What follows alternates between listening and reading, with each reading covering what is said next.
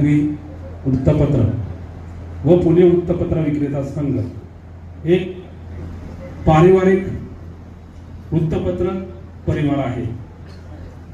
या वृत्तपत्राच्या सांगायची माहिती म्हणजे आमचे आदरणीय बाबा शिंगोटे यांनी लावलेलं रोपटं आज पुष्करकर साहेबांनी सांगितलंच की आज 12 लाख आवृत्ती महाराष्ट्रापर्यंत जातील। पण ज्यावेळेस सुरुवात झाली तेव्हा बाबा एक विक्रेते होते आणि बाबांची खासियत असे की बाबा विक्रेते होता होता बाबांनी 4 पेपर सुरू केले आणि त्यातही एक मोठी खासियत की कन्नड भाषा ग का म माहीत नसताना कन्नड बोलला चालू केला, तो यशस्वीरित्या चालवला।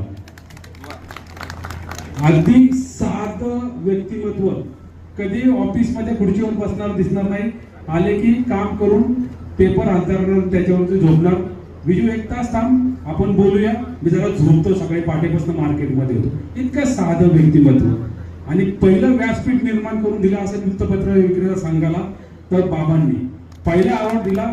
बाबांनी आदरणीय आर पाटील साहेबांच्या हस्ते तुम्ही जे म्हटलं ना बालगंधर्वांना झालं त्यामध्ये, त्यानंतर संघटनेने जो जाऊन झालाय तो आजपर्यंत आहे।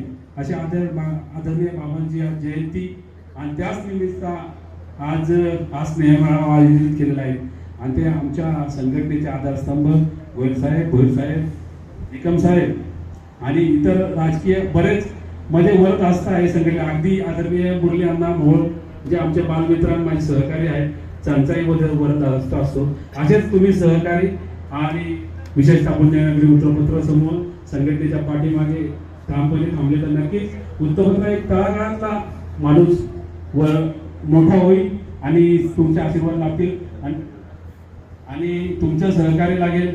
वृत्तपत्र संघटनेला नेहमी जीवभावाचं सहकार्य लागतं, आपल्या मित्रांचं, परिवाराच्या सदस्यांचं, की संघटना आपले कार्यकारिणी मंडळ होतंय त्याला जर आपण आपल्या माध्यमातून आपल्या पक्षाच्या माध्यमातून वृत्तपत्र विक्रेता कार्यकारी मंडळ जर स्थापन आपल्या पक्षातनं जर पुढाकार घेऊन स्थापन केलं तर आम्हाला खूपच आनंद होईल। आम्हाला अशा अपेक्षा नाही की कुठलं पद मिळावं, पण एक आमचं हक्काचं व्यासपीठ आणि हक्काचं उपलब्ध होईल अशी अपेक्षा बाळगतो। पुन्हा एकदा पुण्यनगरी वृत्तपत्र समूहास वर्धापन दिनाच्या शुभेच्छा देतो, थांबतो। जय हिंद, जय महाराष्ट्र।